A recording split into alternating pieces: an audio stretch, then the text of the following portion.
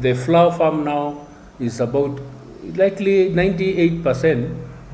Some of them have reported, although they were being sent home because of that COVID.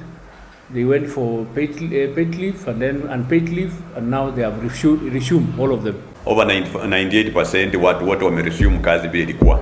Japo kuna zile shamba pia zenye zilikuwa zimesimamisha seasonals just because of COVID, lakini nashukuru kuwa zimewa recall. Juzi nilikuwa nasikia mtu ananipigia simu kuwa ameitwa kazini na alikuwa ametolewa wakati wa COVID akiwa kama seasonal. So tunashukuru sana kuwa kuna wale waajiri wenye wanautu